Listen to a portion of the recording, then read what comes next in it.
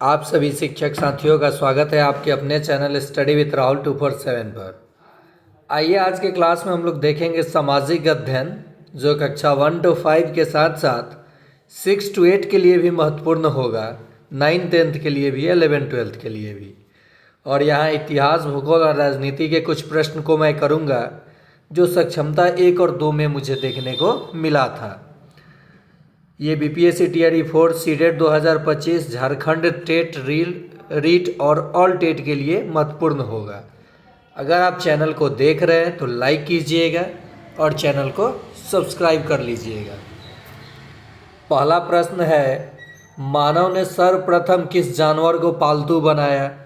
Option है गाय, बैल, कुत्ता, घोड़ा। तो इसका सही जवाब हो जाएगा कुत्ता। मानव ने सर्वप्रथम कुत्ता को पालतू बनाया। अगला प्रश्न है, सबसे पुराना वेद है। देखिए, वेदों की संख्या कुल 4 होती है, 4 है, होती नहीं है। और सबसे पुराना वेद है ऋग्वेद। कौन सा वेद? ऋग्वेद। चलिए अगला प्रश्न है, झारखंड राज्य का गठन कब हुआ? ऑप्शन है 2000, 1912, 1936, 2001। तो मैं बता दूं 15 नवंबर 2000 में झारखंड बिहार से अलग होकर झारखंड का गठन हुआ। तो उत्तर ऑप्शन ए हो जाएगा। और साथ ही साथ ये बता दूं कि उड़ीसा, ये बिहार और झारखंड जब संयुक्त था तो बंगाल से 1912 में अलग हुआ। और जो उड़ीसा है बिहार से अलग हो गया कब? 1936 में। ठीक है। और उसके बाद अंततः 15 नवंबर 2000 ईस्वी में झारखंड अलग हो गया और बिहार स्वतंत्र अकेला राज्य बन गया। तो आपको 1 नंबर प्रश्न में बतानी है, ठीक है, कि बिहार के प्रथम मुख्यमंत्री कौन थे? बिहार के प्रथम मुख्यमंत्री कौन थे? ठीक है, कमेंट में जवाब दीजिएगा कौन थे। दूसरा प्रश्न आप लोगों के लिए, बिहार के प्रथम राज्यपाल कौन थे? बिहार के प्रथम राज्यपाल कौन थे? राज्यपाल कौन थे? ठीक है। तीसरा प्रश्न आप लोगों के लिए, बिहार का राजकीय पक्षी है। चलिए आगे देखते हैं प्रश्न को। अगला प्रश्न है, श्रीलंका का पुराना नाम क्या था? तो देखिए, श्रीलंका का पुराना नाम सिलोन था। क्या था? सिलोन। और बर्मा म्यांमार का पुराना नाम है। ठीक है, बर्मा म्यांमार का पुराना नाम था और सिलोन श्रीलंका का पुराना नाम था। वास्को डी गामा भारत कब आया था? तो ये 1498 में Vasco D gamma Calicut, Kerala के कालीकट तट पर भारत आया था। कब आया था? तो 1498 में वास्को डी गामा, जो पुर्तगाली था, प्रथम पुर्तगाली जो भारत आया था 1498 ईस्वी में। अस्थाई बंदोबस्त का जनक कौन था? तो अस्थाई बंदोबस्त 1793 ईस्वी में ब्रिटिश सरकार के द्वारा लाया गया, जो कि जिसका जनक लॉर्ड कॉर्नवालिस था। कौन था? Lord Cornwallis. और लॉर्ड मैकेंजी वारी व्यवस्था का जनक था। और कर्नल रीड जो था, ये रैयत वारी व्यवस्था का जनक कहा जाता है। रैयत वारी व्यवस्था 1820 ईस्वी में और 1822 ईस्वी में मैकेंजी के द्वारा महालवाड़ी व्यवस्था लागू की गई। नेक्स्ट है रैयतवाड़ी व्यवस्था कब लागू हुआ, तो ये 1820 में। ये अस्थाई बंदोबस्त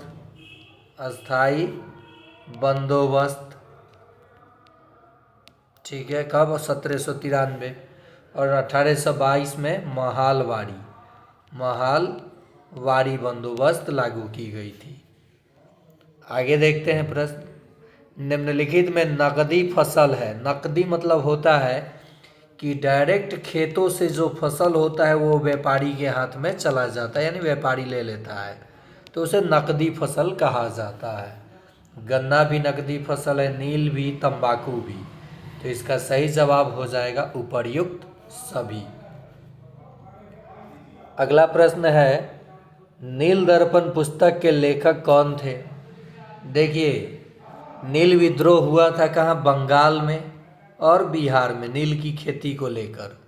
बिहार के पश्चिम चंपारण में महात्मा गांधी जी आए थे और नील आंदोलन को लेकर के, यानी चंपारण आंदोलन जो था वो नील की तिनकठिया प्रणाली को लेकर ही था, और जिसको एक पुस्तक नील दर्पण में दर्शाया गया था। तो उसके लेखक कौन थे, तो ये दीनबंधु मित्र थे।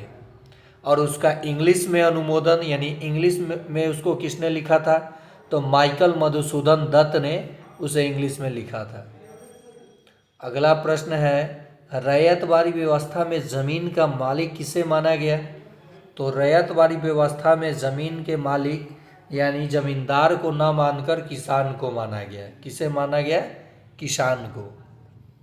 चट्टानों के प्रकार हैं, तो देखिए अग्नेय, अवसादी और रूपांतरित। तो इसका सही जवाब हो जाएगा उपर्युक्त सभी, यानी ये तीनों के तीनों चट्टानों के प्रकार हैं। निम्नलिखित में धात्विक खनिज है, तो लोहा, निकेल, सोना, ये सभी के सभी धात्विक खनिज है। निम्नलिखित में अधात्विक खनिज है, कोयला, पेट्रोलियम, अभ्रक, ये तीनों के तीनों अधात्विक खनिज है। तो आंसर हो जाएगा उपर्युक्त सभी। 4 नंबर प्रश्न में आपको जवाब देना है, 4 नंबर में, कि सर्वोत्तम प्रकार का कोयला कौन सा है। सर्वोत्तम प्रकार का कोयला जो है कौन सा है कोयला। ऑप्शन ए है पीट, ऑप्शन बी है बिटुमिनस, ऑप्शन सी है लिग्नाइट,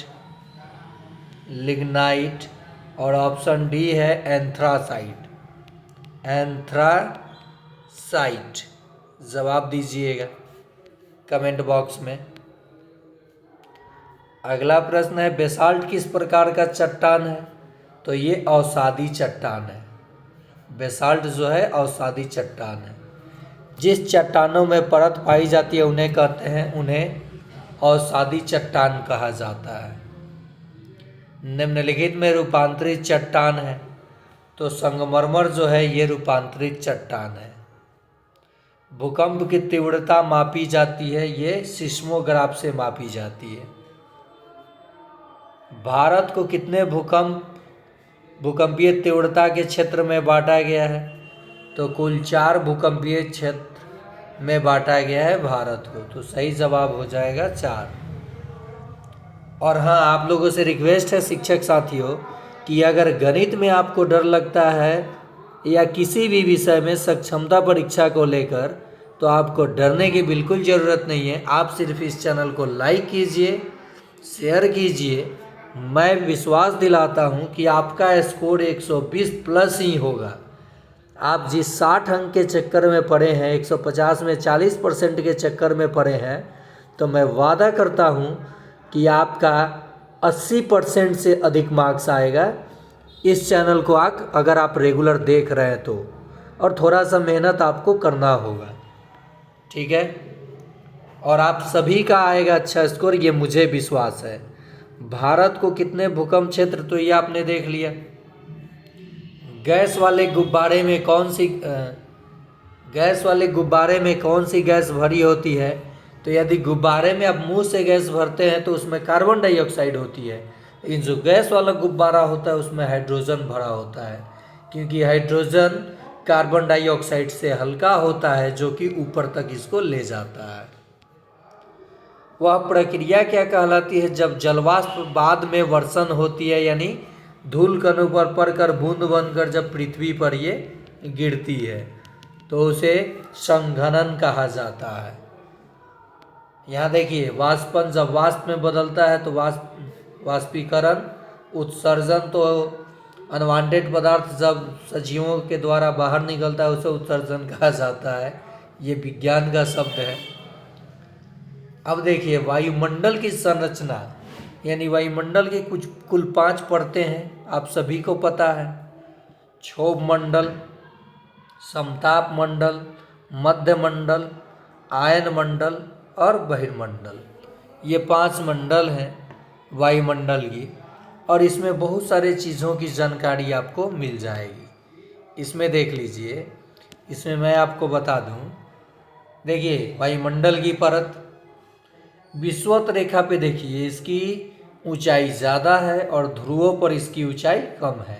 तो प्रश्न यहाँ से बन जाता है कि क्षोभ मंडल की ऊंचाई कहाँ पे ज़्यादा है? तो विषुवत रेखा पर। और कहाँ कम है? तो क्षोभ मंडल पर। और प्रश्न ये भी बन जाता है कि प्राकृतिक घटनाएं किस मंडल में होती हैं? बादल का फटना, वर्षा होना, आंधी तूफान, तो प्राकृतिक घटनाएं समझ जाइए, तो ये सभी क्षोभ मंडल में होती है। और पहला मंडल का नाम बताइए पृथ्वी के ऊंचाई की तरफ बढ़ते हुए, तो आपका उत्तर हो जाएगा क्षोभ मंडल। क्या हो जाएगा? क्षोभ मंडल। और इसी में प्राकृतिक घटनाएं होती हैं। देखिए, इसकी औसत ऊंचाई आप कैसे निकाल सकते हैं? औसत ऊंचाई की बात करें तो 18 और 8 को जब जोड़ेंगे आप लोग, और 2 जोड़े 18 और 8 जोड़े तो 2 से भाग देंगे, क्योंकि 2 ही संख्या को ना जोड़े हैं। तो 26/2 यानी 13 किलोमीटर औसत ऊंचाई हो जाएगी क्षोभ मंडल की। ओके। दूसरा मंडल की विशेषता है समताप मंडल की। हम बात करते हैं समताप, यानी तापमान समान रहेगा। और देखिए, जेट यानी वायुयान इसी मंडल में चलती हैं। और ओजोन जो परत होता है O3 इसी मंडल में पाई जाती हैं, जो सूर्य से आने वाली पराबैंगनी किरणों से हमें सुरक्षित रखती हैं। तो ओजोन मंडल किस मंडल में, वायुमंडल के किस मंडल में पाई जाती हैं? तो कहिएगा समताप मंडल में। जेट यान किस मंडल में गमन करते हैं? तो समताप मंडल में। प्राकृतिक घटनाएं किस मंडल में होती है? तो क्षोभ मंडल में। अब आते हैं हम लोग मध्य मंडल की ओर। जो उल्का पिंड आते हैं ना, उल्का पिंड, वो मध्य मंडल में आकर के समाप्त हो जाते हैं, इनका विनाश हो जाता है। और नेक्स्ट है आयन मंडल, जिसे उष्ण मंडल के नाम से भी जाना जाता है। किस मंडल के नाम से जाना जाता है? रेडियो संचार तरंग इसी मंडल से आती हैं। और बाह्य मंडल लास्ट है बहिर्मंडल, जिसमें कृत्रिम उपग्रह आपको देखने को मिल जाता है। और देखिए, सबकी अपनी अपनी विशेषताएं हैं, ऊंचाई के अकॉर्डिंग दी गई हैं। जहाँ पे आप देख सकते हैं यहाँ पे कि क्षोभ मंडल की औसत ऊंचाई तो आप देख लिए 13 किलोमीटर। उसके बाद देखिए समताप मंडल की, यानी 18 से लेकर के 50 किलोमीटर तक, फिर 50 से लेकर के 80 किलोमीटर तक मध्य मंडल, 80 से लेकर 450 किलोमीटर तक आयन मंडल, और 450 किलोमीटर से लेकर 1000 किलोमीटर तक बहिर्मंडल। और इसके बाद वायुमंडल की जो वायुमंडल है वो समाप्त हो जाती है। तो आपने ये वायुमंडल को अच्छे तरीके से समझा। तो आप लोगों के लिए प्रश्न है ये, वहाँ 4 नंबर तक किया था, 5 नंबर प्रश्न आप लोगों के लिए। वायुमंडल में सर्वाधिक मात्रा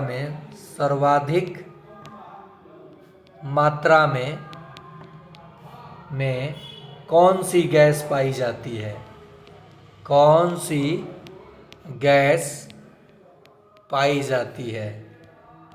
पाई जाती है। मैं इसी तरह से आपको अक्षांश और देशांतर को फिगर के द्वारा समझा दूंगा। भारत की भौगोलिक स्थिति को दर्शा दूंगा। बिहार की भौगोलिक स्थिति को मैं करा चुका हूँ, आप प्लेलिस्ट में जाकर देख सकते हैं।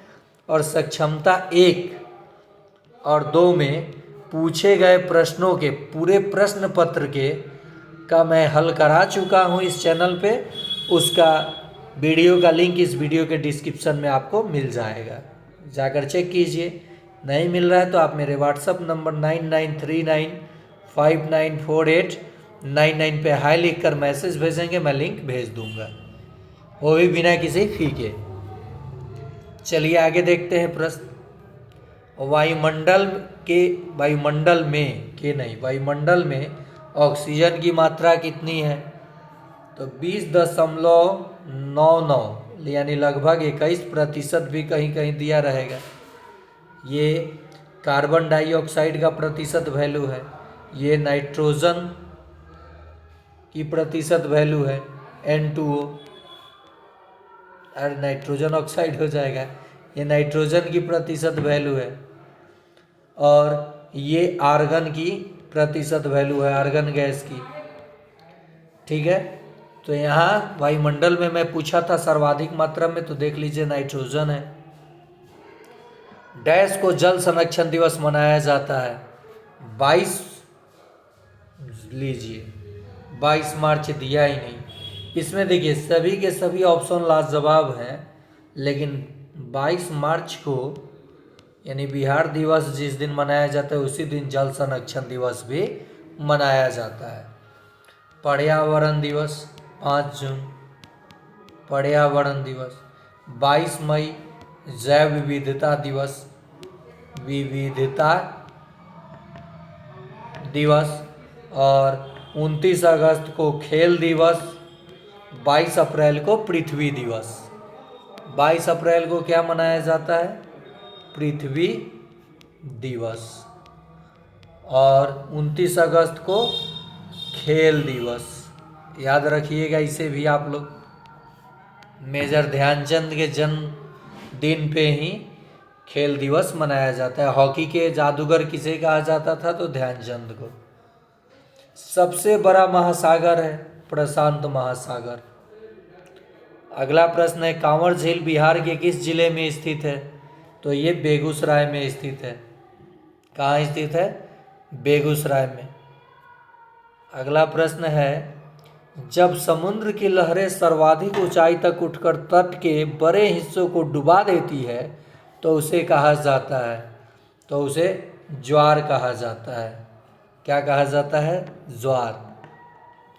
भारतीय संविधान का जनक किसे कहा जाता है? तो भीमराव अंबेडकर जी को भारतीय संविधान का जनक कहा जाता है। भारतीय संविधान को बनने में 2 वर्ष 11 माह 18 दिन लगा था। ठीक है, इसके अस्थाई अध्यक्ष डॉक्टर राजेंद्र प्रसाद बने थे। अस्थाई अध्यक्ष सचिदानंद सिन्हा जी बने थे। और संवैधानिक सलाहकार कौन बने थे? तो BN राव। और उपाध्यक्ष कौन थे? तो HC मुखर्जी। ठीक है, और भारतीय संविधान बनकर तैयार कब हो गया था? 26 नवंबर 1949 ईस्वी को। लेकिन लागू कब हुआ? तो लागू हुआ 26 जनवरी 1950 को। यानी भारत गणतंत्र हो गया 26 जनवरी 1950 को। भारतीय संविधान लागू हो गया। संविधान दिवस मनाया जाता है 26 नवंबर को। कब? 26 नवंबर को। तो यह प्रश्न आपने बहुत सारा जाना। राजेंद्र प्रसाद को अस्थाई अध्यक्ष बनाया गया द्वितीय बैठक में। कब? 9 तारीख को पहला बैठक, 9 दिसंबर 1946, 11 दिसंबर और 13 दिसंबर। और अस्थाई अध्यक्ष कौन थे? तो सचिदानंद सिन्हा, ये सलाहकार थे। और प्रारूप समिति के अध्यक्ष पूछ देगा तो भीमराव अंबेडकर थे। लेकिन यहाँ तो जनक पूछा गया है, तो भीमराव अंबेडकर। मूल संविधान में कितने मौलिक अधिकार थे? तो मूल संविधान में कुल 7 मौलिक अधिकार थे, लेकिन वर्तमान में 42वें संविधान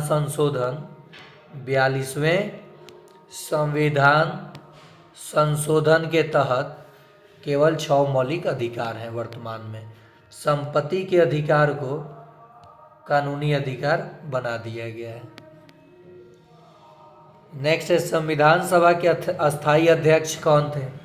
6 नंबर प्रश्न आप लोगों के लिए। भारतीय संविधान कब लागू हुआ? 7 नंबर प्रश्न आप लोगों के लिए, अभी बताया था मैंने। सांसद बनने की न्यूनतम उम्र सीमा कितनी होनी चाहिए? तो ये 25 वर्ष होनी चाहिए। ये था आज का आखिरी प्रश्न। उम्मीद करते हैं सामाजिक विज्ञान का ये सेशन आपको अच्छा लगा होगा और आप सभी शिक्षक साथी इस वीडियो को लाइक भी करेंगे। साथ ही साथ अपने अगले जो शिक्षक साथी वंचित रह गए हैं सक्षमता परीक्षा से, उन्हें आप लोग शेयर करेंगे।